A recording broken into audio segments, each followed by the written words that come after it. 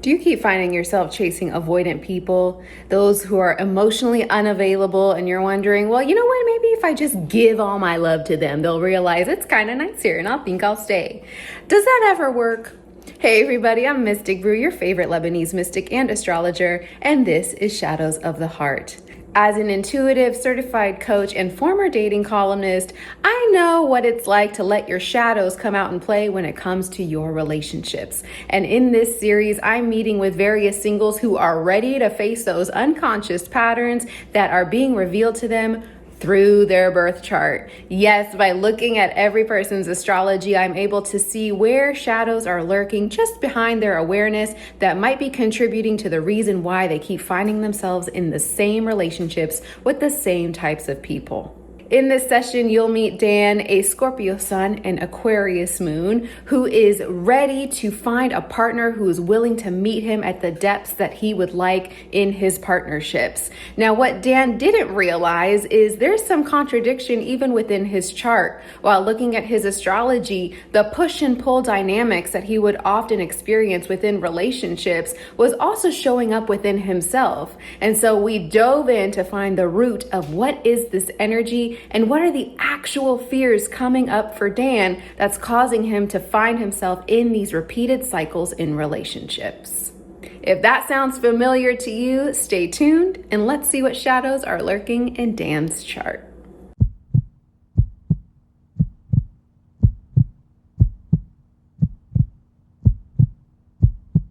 Hi, Dan. Hello. How Hi. are How's it going? you? Good. How are you? Good, good. I'm excited to look at your chart together. Me too. This is really cool. I'm just a big fan of you and what you do. So Oh, thank you. I'm excited to be part of this. I'm excited too. Now, when it comes to dating, you mentioned that you tend to overgive to the point of exhaustion and that you have a tendency of chasing avoidant people.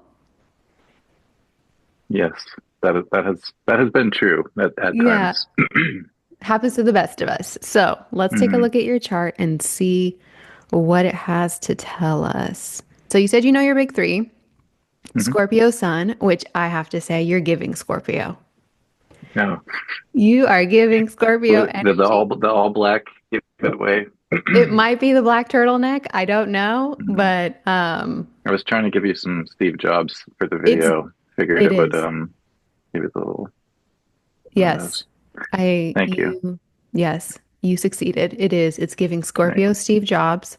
You are a Taurus rising and then an Aquarius hmm moon. hmm So let's start with the moon because I love working with the moon.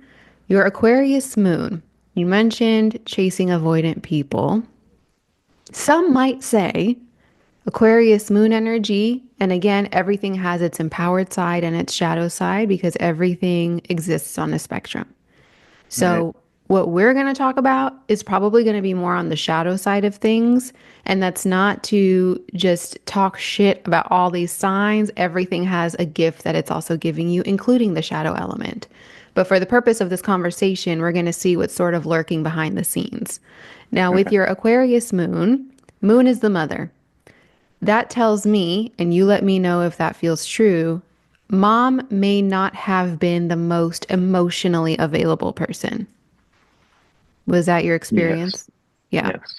Okay. hmm So when it came to your emotional safety, your regulation, your ability to self-soothe or whatever it was, what would normally be a co-regulating experience or when the mother sort of teaches you how to hold space, receive love, receive that intention with your emotion, to no fault of her own, perhaps. She just didn't know how to show Right. up emotionally, Yeah.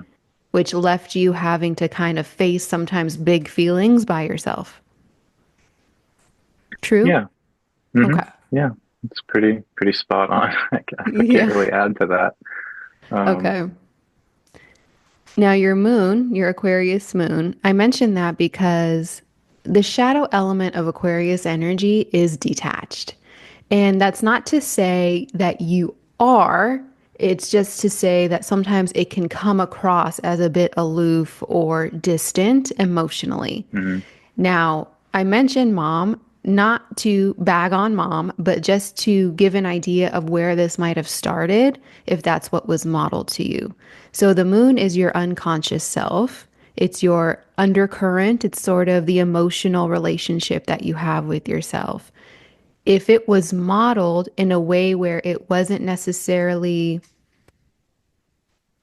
the word that's coming up, but I don't feel like it's the right term for what I'm trying to explain is celebrated, but more so just even exercised, felt, experienced, any of those things, it Mm, might stay in that element of detachment. So when it comes to intimacy, if what you were shown was kind of like more mental stimulation or more, let's talk about it. Let's talk about the feelings, not necessarily feel the feelings, or let's rationalize them, or let's dissect them and pseudo psychoanalyze them. All fun, very interesting, yeah. yet doesn't allow us to actually process what the feeling is trying to tell us because we're trying to dissect it instead of actually feeling it. So, when it comes to attracting avoidant people, they might be sometimes mirroring the perhaps unconscious emotional avoidance or fear of emotional intimacy that's buried in that moon sign. Does that make sense? Mm-hmm. Does that feel true for you? Yeah, it does. This, can I go on a Oh, yeah, take us on a monologue here? journey. Okay. Yeah. Okay. Well, yeah. So I think that, all the things I don't know if it has like an official name, but I feel like I've heard it called the mother wound. I don't know if that's Mm-hmm. true or not, but yeah, I have some abandonment issues with my mom that I've sorted through for like a good number of years, and probably within the last, 5 to 10, really, really unpacked this and Yeah. and kind of gotten to the core of what's going on there.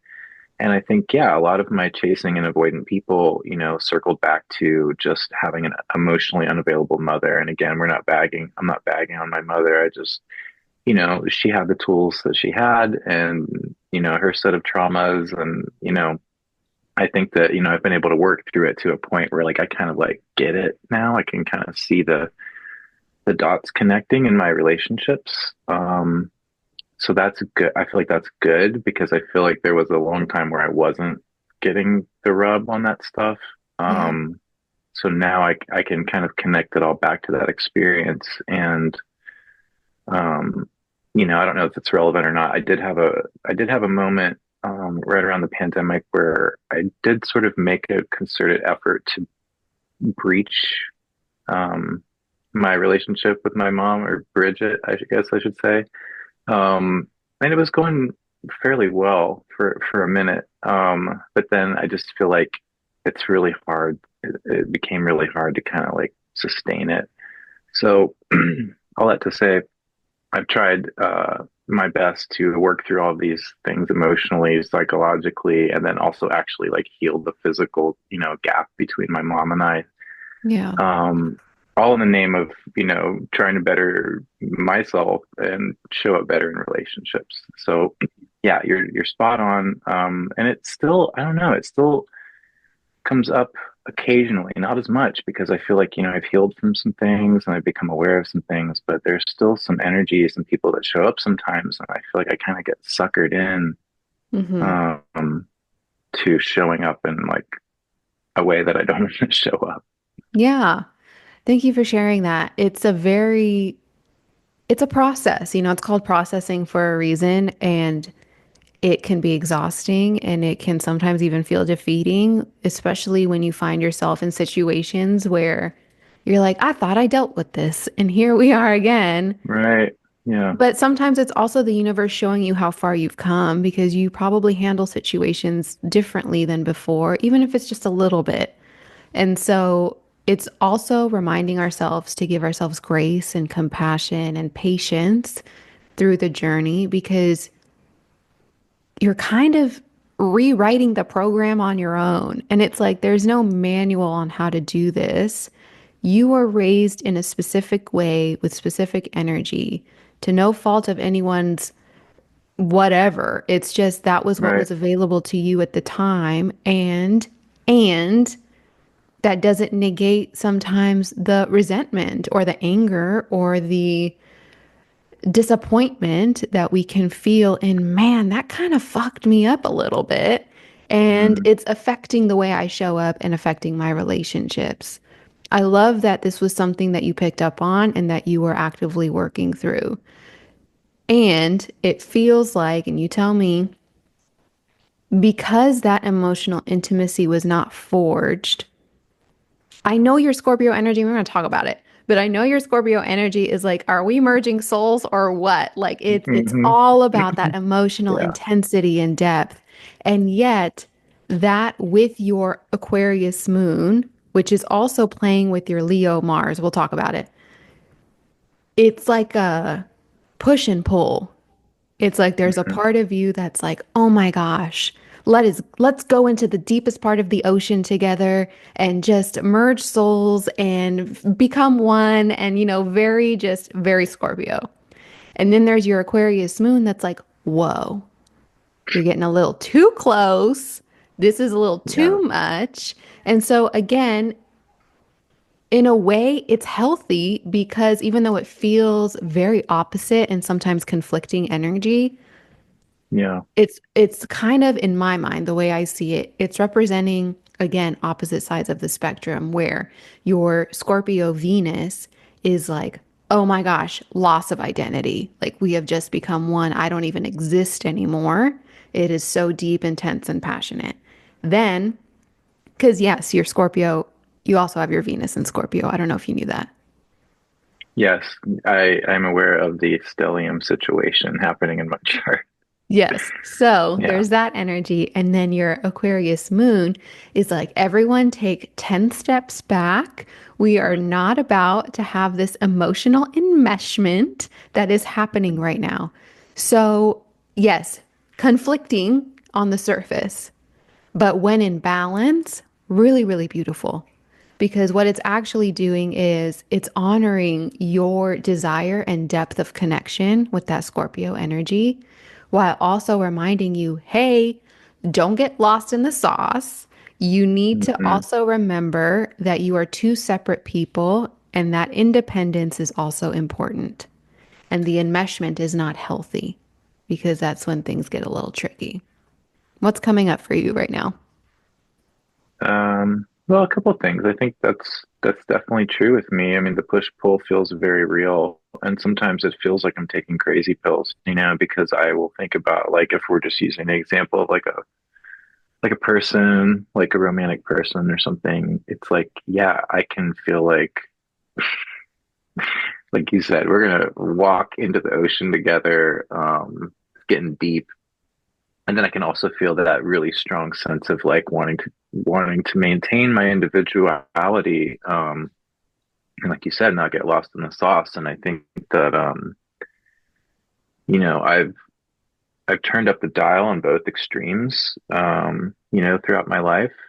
Um, and I think these days what comes up is my last partnership that I had, it was like a 5 year long relationship. And in the beginning, I was definitely a little that sort of like push pull was happening a lot. But the more that I sort of acquiesced into it and just sort of like let myself take a risk and be a little vulnerable, it paid off because we had a really beautiful relationship for quite a while. So, and I think it was because of our mutual, I mean, she was also kind of like, I don't know, like, we've both been, burned, but we took a leap and it was really nice. And so like I can see where there's one pendulum, there's the other, and then there's somewhere in the middle where like, there's a healthy amount of like vulnerability while also maintaining individuality and also showing up enough for the other person to Yeah. call it a relationship. Yeah. Yeah. It's a very unique dance. And that Scorpio energy is deeply devoted. It's a very devotional energy.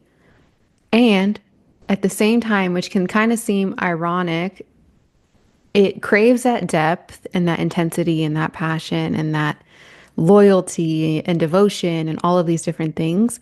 And at the same time, fears that emotional vulnerability when it comes to giving that. It loves to Mm. receive that. It loves to have that level of intensity from others and to perhaps to some degree express that. But when it comes to really going down beneath the surface and sharing perhaps the most vulnerable parts of you in relationship, that can bring up some fear. With Scorpio, it's very, they're known to be the mysterious, sort of skeptical, doesn't trust anybody type of sign. And at the same time, I have a lot of empathy for that because I know that the reason for that is usually because it goes very deep. And when someone accesses that part of you, it's almost like a lifetime access key of Mm. this person has seen parts of me I haven't shared with anybody.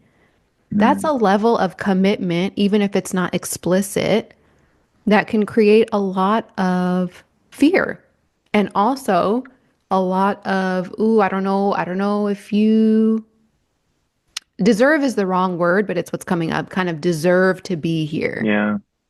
Yeah. So I mentioned that your moon and your Venus and Scorpio are playing around a little bit. And then in the mix is also your Mars in Leo. So I want to mention your Mars in Leo a little bit because I think it's also contributing to the dance that they're kind of having. So your Aquarius moon is opposing your Mars in Leo. So they're right across from each other, and that energy is not necessarily like fighting each other, but there's some friction. Yeah. Meanwhile, your it feels like both are squaring your Venus and Scorpio. So, and your Venus is right next to your Mercury. By the way, just a side note, your Venus and Mercury in your seventh house of partnership tells me that some of your most profound lessons comes through partnership. And I think you know that. Mm. There is Yeah. there is a Yeah, lot of for sure. you learn a lot about yourself, about your mind, about your emotions, spirituality even. Like there's so much that you learn through relationship. And even if it's unconscious, I think sometimes the intensity and the pull of certain relationships invigorates you because it inspires you in some way. I think you either Mm. learn from it or you create art from it. Because I know you mentioned that you're an artist, and we're going to Mm. talk about that too a little bit because Okay. that plays a very significant role too. However, let me not get sidetracked. All of this energy is funneling into your Venus. So your Venus is kind of taking on a lot of friction. And the reason for that is, as I like to say with aspects like this, there is a hidden treasure that is buried underneath some work, some digging you got to do to figure out how are these elements playing with each other and what are they bringing up for me. Now, from my perspective, if I'm just interpreting this, and some of this is a little repetitive, but your moon in Aquarius, emotional freedom, some detachment. Meanwhile, directly opposing your Mars in Leo, which craves intensity, attention, passion. This creates tension between emotional needs with the moon and then romantic and perhaps even sexual desires with Mars. So there's some friction there that can look like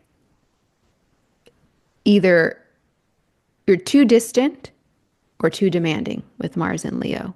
It's like that's the sort of push and pull. I want to be super close, or where did I go? It's kind of like it's a little magic trick that kind of happens. Yeah. And then squaring Venus and Scorpio. So again, even more, another layer of intensity, but also more craving of deep, all consuming love. But again, that moon in Aquarius resists it because it's like, whoa, whoa, whoa, we're getting too close. And now I'm feeling suffocated or I'm losing myself. And I don't want that to happen either, especially Aquarius, because Aquarius is all about individuality.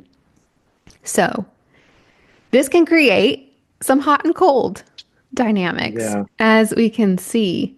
It's intense Hmm. attraction, but it's also some emotional distancing, which again is coming from a place of, I might get swallowed whole here, and I'm not sure if I'll find my way back out. So you may attract really passionate partners, maybe even dramatic partners. And even though there's like a craving for that emotional intensity, it may also be a struggle sometimes to handle the emotional depth that's required. So there can be like a feeling of being torn between that independence and that deep intimacy.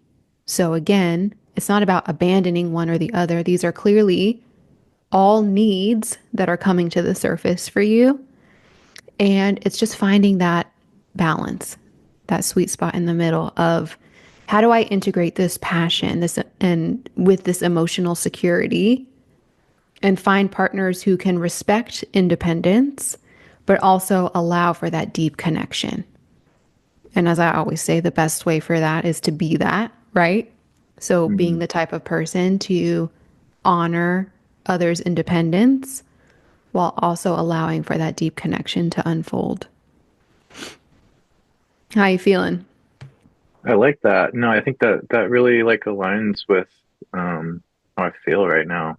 Like just Mm-hmm. in general, in terms of how I'm looking at any relationship, I want to be able to like respect others' autonomy and freedom and them respect mine. But then when we do come together in whatever way that may be, yeah, I want the deep stuff, the juicy stuff, I don't like the surface level, just sort of, I mean, I guess that stuff has its place, but Yeah. I think, yeah, I find myself really craving like deep, meaningful connections with the people who are in my life. So yeah, I feel like that's all very congruent with how I've been feeling. It feels intuitively too that some of that might be tied to what wasn't fulfilled growing up with your mother. Mm, Like there is I don't, I don't question your desire for that deep intensity and all of that with a partner. And I wouldn't be surprised if part of that is trying to fulfill what was never met when you were younger, mm, especially because your Juno, which is the spouse in astrology, is in Cancer, which is usually it's the sign of the mother. So there is an element of you in a partner that is looking for that very nurturing, very motherly, very caretaker type of vibe, which is beautiful. We love that energy in any relationship. However, it can very easily turn into an unconscious desire of finding someone to love me the way my mom was not able to. And mm. then that's where the enmeshment and it gets a little tricky because you don't want a mother, you want a partner. Right. Yeah. Yeah. There's Yeah. also, was there something that you wanted to share? Oh, well, I was just gonna say real quick, like I think that that does resonate, especially yeah, I don't know how much now, but it resonates a lot with my first marriage because I feel like, well, I've only had one marriage, but when I got married, I was super young, and I feel like there was some of that element of like, well, if I get married and start a little family unit with somebody, then I can sort of like close that sort of familial gap. Mm-hmm. I don't know if I would say I was looking for a mother per se, but I feel like, she was a woman in my life and she definitely knew how to handle shit. She was very capable, where, my mother wasn't always that way. So I can see some of that like loop closing. But as a byproduct of that as well, I will say that like I developed some like crazy hyper independence. So I'm definitely not looking for a mommy these days. Like I'm looking for someone to kind of stand like on equal footing with me, which has sort of Mm-hmm. been, a problem I feel like I've had finding that type of person. But What does that look like for you? I think like what you were mentioning earlier, just about I think giving one another or meeting someone, I guess, who is um, wanting that same level of like freedom, space, autonomy, but then also like a level of connection and intimacy and like, like like obviously you've seen my chart, so it's no secret that I like appreciate some level of like loyalty and like Of course. devotion in terms of love and relationships because that's how I show up, and it makes me feel connected to people when they're like, you know, not like I would die for you, but like, a level of realness that goes beyond surface where it's like, yeah, I really see you and appreciate you and like, that kind of thing. Yeah. Well, what I'm hearing too is in order to have that balance of independence and connection, deep connection, or what I like to refer it sounds like just healthy interdependence. It's not codependency and it's not Right. hyper independency. It's that nice in the middle, that balance, which requires a lot of trust because it is, with that deep intensity and connection, that can also breed a sense of possession in a way, or a sense Mm, of just so much passion that sometimes it creates this feeling of, oh my gosh, well, what are they doing when they're not with me? Or what is going on with them? Become over consumed with them to the point where when that independence part kicks in, it can sometimes create also fear or bring up paranoia about, well, are they trustworthy? What are they doing in their free time? Is this someone, and I'm not saying this is you specifically, I'm saying in general, right. part of the issue of that balance is there has to be a deep level of trust. And that's what I am hearing from you that you need in order to have that balance in a relationship. You need to be able to trust that the person that you are devoted to is also devoted to you.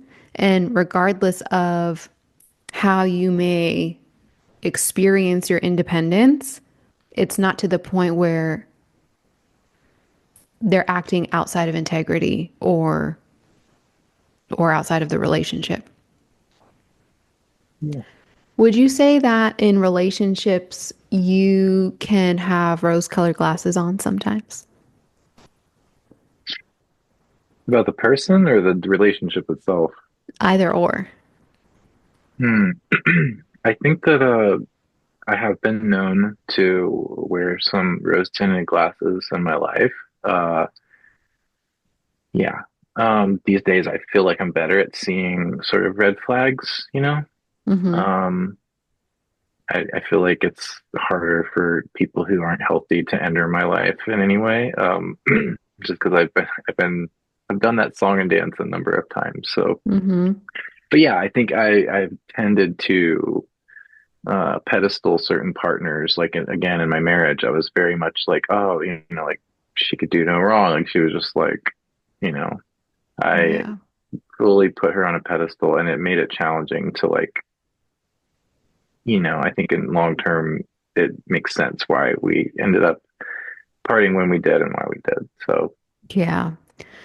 Again, that Scorpio energy very much like because they become like a god or a goddess to you. It's almost like, oh my yeah. gosh, like I Well, worship she the was a ground you Leo walk on. sun, if that tells you anything. Mm. So it Okay, was a fun, so it was a fun moment because I think she loved a lot of my sort of like loyalty and adoration of her. yeah. She really powered up on that. So I think that's Yeah. why it worked for a really long time. Um, Yeah, and with your Leo Mars too, I'm sure it was a lot of intensity, a lot of passion, really beautiful. And your Neptune is in your seventh house. So Neptune is the planet of illusion, among other things. So that's why I ask. yeah, Sometimes when Neptune is in the seventh house or playing with our Venus sign in some aspect, it can point to not seeing things clearly or putting partners on a pedestal, and that will inevitably disappoint you because they're human and they're right. not going to live up to whatever sort of idea or fantasy or whatever else was created. So just something else to keep in mind. I know you said that's something that you've had a handle on, but just to reiterate, with Neptune there, it can play a role with that as well. The other thing that I wanted to talk about is your Chiron. Are you familiar with a Chiron? Do you know anything about a Um, Chiron? um, um, I know of it. I'm not sure if I remember exactly how the Chiron plays into the chart. Mm-hmm. Okay. So Chiron is our greatest wound in this lifetime. And Okay. it is another, as I like to see it, portal into something that we can master if we're willing to do the work to heal whatever wounds are coming up with this placement. So for you, your Chiron is in Taurus. And again, because I use equal house system, it's actually in your 12th house. So the 12th house, if the first house is self, the 12th house is right behind you, which means that's everything that's hidden from you because it's right Mm, behind you. So generally, Chiron and Taurus in the 12th house. This is deep subconscious wounds because 12th house is the unconscious around self-worthiness, security, and trust in relationships. So this can signal that there are wounds related to abundance, stability, and love with in general, there may have been instances throughout your life where whether it was material, financial, whatever, perhaps things were taken away or there was a lack of safety when it came to a sense of indulgence. And so it can go on either end. Either, oh, I'm not going to have fun because that can get taken away and I don't want to enjoy myself too much. Or let's overindulge because I just want to feel everything and I have been deprived and whatever else. Either mm, way, yeah. in the 12th house, this is hidden. It's also karmic and it can be deeply ingrained, especially because Taurus is a fixed earth sign. So deep down in the dirt, got to go way down into the root with Taurus related stuff. So there might be an unconscious fear of rejection here or betrayal that can affect your dating life. It can also look like, and this is why I really wanted to talk about it because you mentioned overextending yourself a lot. This can create a pattern of self sacrificing in relationship or attracting partners who mirror that so that you can become aware of what's happening behind the scenes. Now, this can create feelings of unworthiness with love or even abundance, subconscious fears of loss or abandonment, Mm, struggles with trust and vulnerability as well.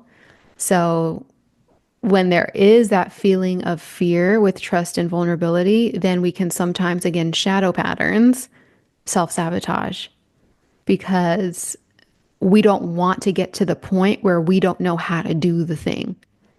We might want it, but if we don't feel confident that we can either do it or learn, it's like, well, I don't want to get there because it's going to be even more vulnerable for this person to now see that I don't know how to do this. And so, mm. or that it's touching a really tender spot. How do you feel with that? Yeah, I mean, I think that at this point, I feel fairly comfortable. It's like I feel fairly comfortable getting on the mat with someone vulnerability wise. I Mm-hmm. think it definitely, the trust stuff, all of that has been very true with me. Um, I would say that there was a time when I really just suffered from like the jealousy, rejection, abandonment, all that stuff. It was really Not a problematic for me in my Scorpio. life. No, but it was really problematic for me in my life, and it held me back from a lot of things like work and, of course, relationships, but like just so many aspects of my life. And these days, I don't worry so much about the rejection. I feel like I've been on this earth long enough to know that, like, your people find you and see you just fine. As long as you're letting your own freak flag fly, your people will Mm-hmm. find you. So I don't worry about things like that anymore. But when it comes to like like an intimate relationship with somebody, I think that, like, yeah, there is a level of it's not the fear of abandonment because I'm good to be alone. Like I'm confident in just being alone. Like that doesn't scare me. But I guess like it's the core thing that still gets me sometimes is just like knowing that someone is being authentic or they're being true with their intentions. Because I think I have a really deep seated, I think the fear that lies deep down is that someone is not going to be who they say they are, or there's going to be some sort of like hidden, surprise, like at the core of whatever the relationship is. Like, if we get down to the chewy chocolate center of the person, it's like, is it going to be rotten or not? So yeah, that's a deep fear of mine. I don't know where that comes from. I mean, I guess sort of from what you're uncovering there, but yeah, that still exists because I feel like I give a lot of loyalty and authenticity, and I put a lot of myself into my relationships. And I feel like when people are like the whole idea of someone being fake or snaky or like, just really bums me out. Yeah. Deception, Yeah. betrayal. Is that something you've experienced in relationships? Yeah. Yeah, it has. And I think in early times, it was because I allowed myself, my lack of self-worth allowed me to let people into my life who were not healthy.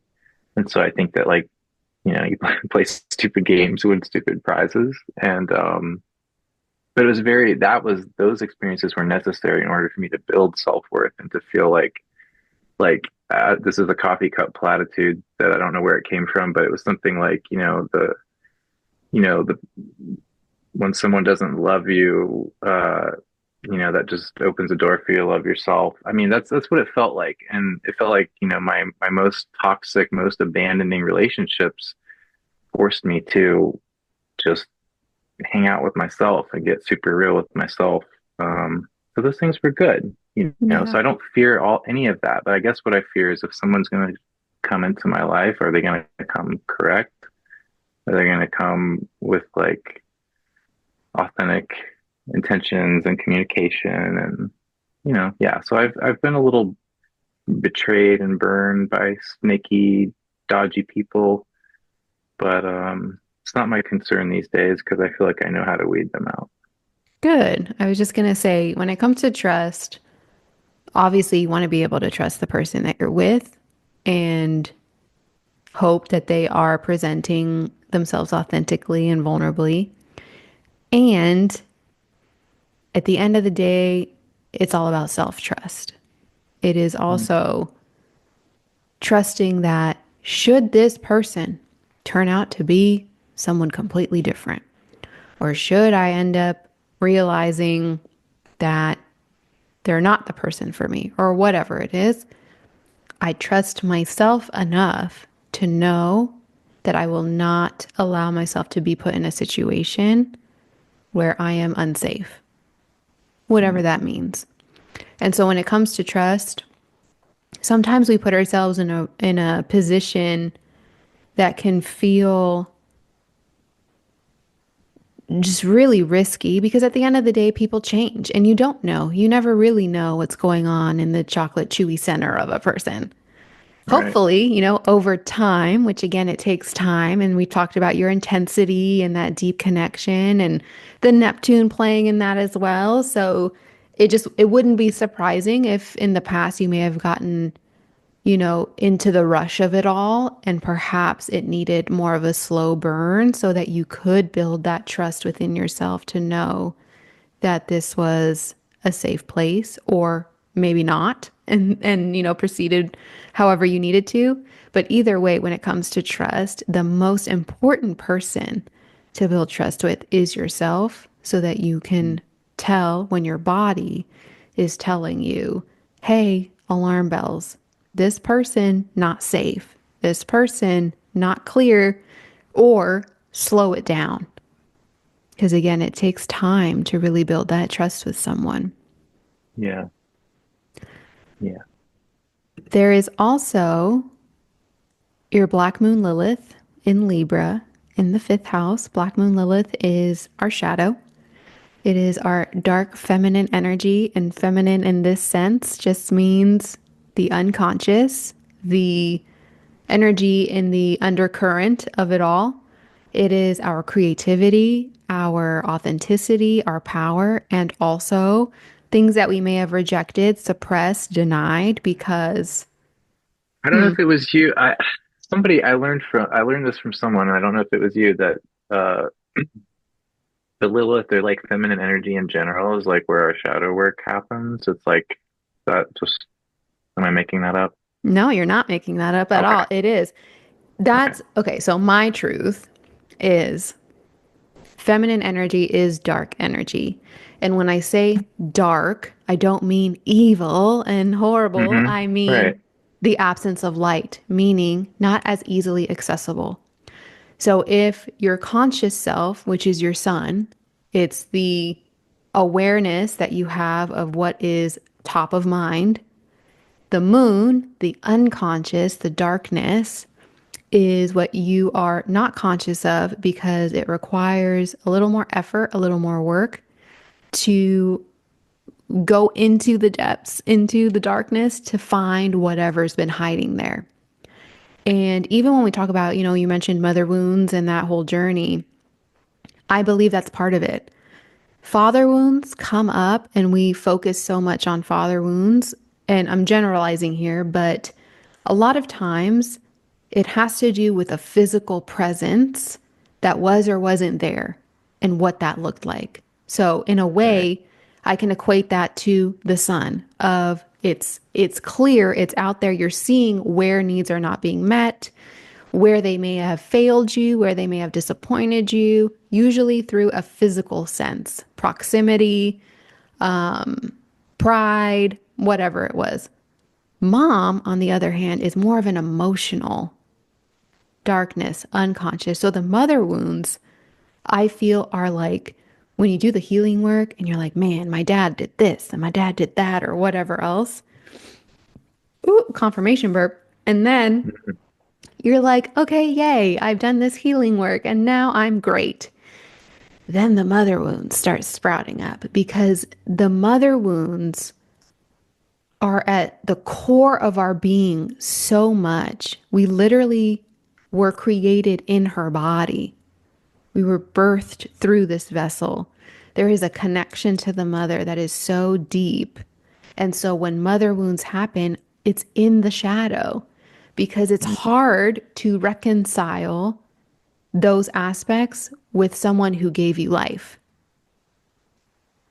So, all that to say, when the mother wounds start sprouting up, that's usually part of the shadow work because now you're in the darkness. You're in sort of that feminine energy of the emotional, the spiritual, the not necessarily tangible wounding, but the scars that don't have a physical presence.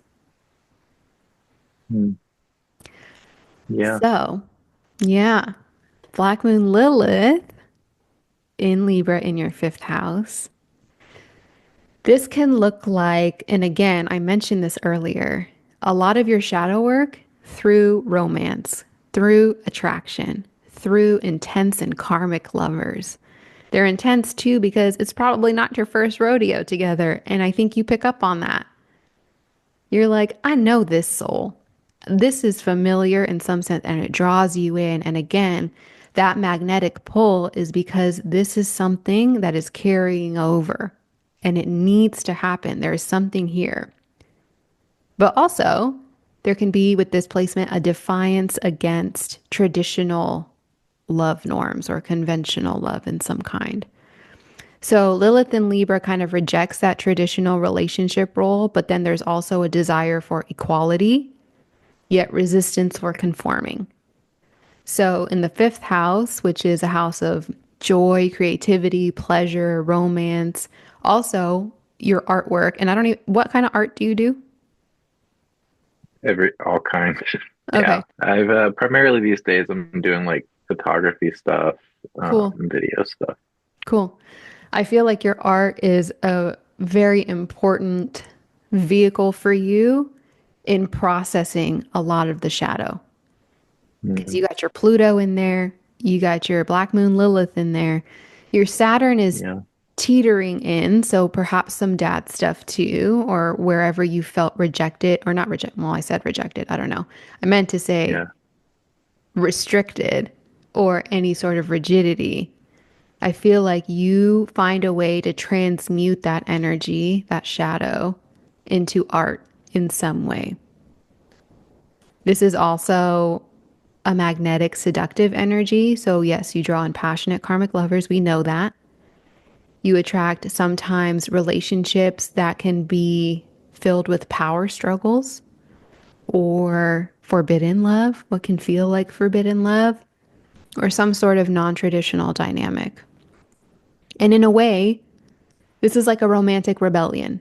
There is something that is wanting to resist societal expectations when it comes to dating.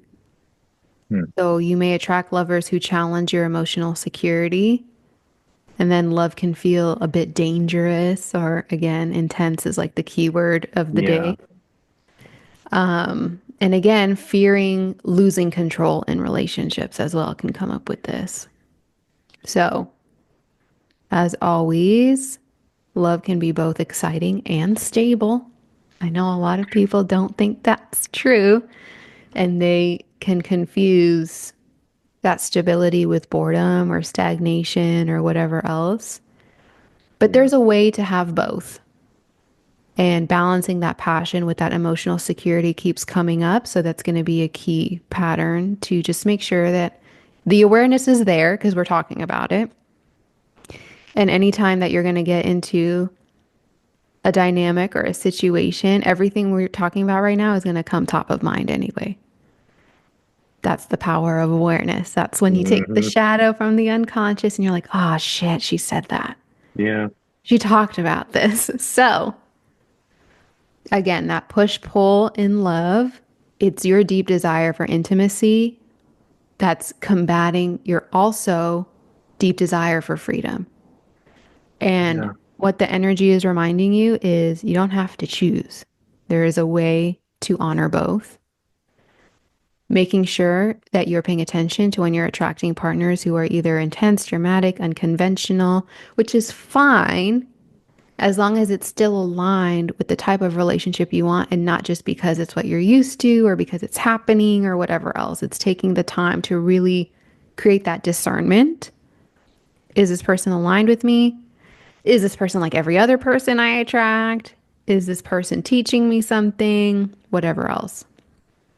Self worth, trust, vulnerability. Trifecta for you. Mhm. So, Yeah. balancing that emotional detachment with the Wow. deeper connection, self worth practices so Excuse me. you don't. I'm feeling too red down right now. Oh Have no, to do we leave need a the call. breath? No, no, it's fine. It's fine. No, you're dead on. I mean, that is the trifecta for me, honestly. Yeah. It's, again, this is all coming from a place of wanting to protect ourselves when it comes to Yeah. love.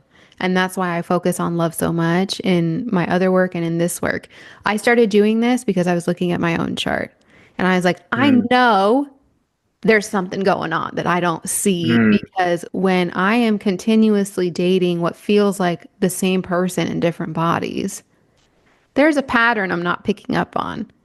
And yeah. astrology was a beautiful way for me because it offered a language that I was already into that showed me what was happening in the background and also really affirmed and confirmed that, oh, I'm not out here just screwing my life over. There are very distinct lessons Right. that my soul needed to learn in this life. Right. And these are Yeah. all just opportunities for me, for the universe to ask me, did you learn it yet? Did you learn it yet? And for someone like me, it took me a really long time. So I have a Yeah. lot of patience and grace when it comes to this stuff. And again, there's no judgment or shame because these relationships are high risk relationships. They get to the nitty gritty of our emotions. They remind us Mm, of our parents, our upbringing, the love we got, the love we didn't get. Was it conditional? Was it unconditional? Are there still wounds there? This is all heavy. So, yeah. this work is important because when we're able to gain awareness of what's actually playing out in the background, we can finally allow ourselves to indulge in the relationships and connections that give us what we deserve and what we need. So you deserve deep love that is also giving you the amount of freedom that you don't feel like you have to sacrifice yourself in order to be in the partnership. And there are people who can meet you there. And again, it takes that trust, that vulnerability, that communication to really find the balance because it's new territory. Yeah, Yeah.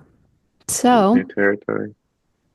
listen, we are all out here creating new energy, healing old stuff. This is really important work and it's not easy. If it was easy, everyone would be doing it. And it's clear that that's not the case. Yeah, But a lot of yeah. us are. And that's important. And so we honor that as well. You know, don't focus so much on how long it takes or, dang, did I just take Yeah. 2 steps back or whatever else? It's fine. Sometimes life is a cha cha. So you take 2 steps back and then you charge forward, and that's fine. Mm, yeah. It has So, certainly felt like one of those taking a step back seasons for yeah. me. Yeah, it's important. You know, everyone always talks about don't look back, don't look back. And I understand that sentiment and I know why it's so popular, but for me, I think we need to. You have to look back because there are still parts of you back there that you're abandoning now. Mm, And you can't move yeah. forward if you're leaving that part of you back there because now you're out here looking for something that's waiting for you back there. Mm, yeah. So, how are you feeling? What's coming up? Talk to me. I'm feeling good. I think what's coming up for me is, I mean, I definitely feel like some of these things that we're discussing are very poignant and important for me to hear because I definitely feel as if I've been sort of, I don't know what the right word is, sequestered by the universe because just to put things in perspective, like I'm coming up on almost a year, it's give or take a few months from when my like last long relationship ended. And I've had so many failed attempts, like I've had so many failed attempts to have anything happening in my love life at all. Casual, serious, there's just nothing. It's like dead in the water. And, in my early days, I would interpret that as like something's wrong with me. But these days I know that it means something else. It means that there's been some other element of myself that I need to get in touch with or get real with. Um, because I feel like, at this stage, like I feel like I'm even open to things that aren't soul, soul merging, walking off cliffs together. Like I'm fine with something a little more low key than that, just because, but even that, I think that for some reason the universe has seemed to keep me like, no, we're gonna keep you over here in this room. And I know you see a lot of stuff and people going by, and you think that that's the train you want to get on, but trust that you know you don't need to do that. So I don't know why. Um, something that like I kind of feel like is obviously happening for a reason, but I don't know that I understand the why of it. Um, and I feel like I've been walking a tightrope of feeling like good about my solitude because I don't know if my chart indicates this or not, but I'm really comfortable with my alone time, and I really power up on like recharging by myself and rabbit holing on things and working on art. So it's not the being alone that kills me, but it is the idea that like I do like to have a partner. I do like to have like a cohort or somebody to like, you know, do the things with. And it's felt like I've done so much like work and climbing and journeying to get where I'm at. And I'm kind of like, I'm probably like a little bit too impatient in terms of like waiting for someone, but I think that's just where I'm at right now. That's the sort of like amalgamation of everything that I feel like you've been saying to me, and um, just putting it in perspective of like me actually trying to like get on a dating app or like try to ask someone out, and it's just like just like blows up in my face every time. Hmm. So that's the big question to me is like, obviously I'm getting the message of like, dude, just be single for a while.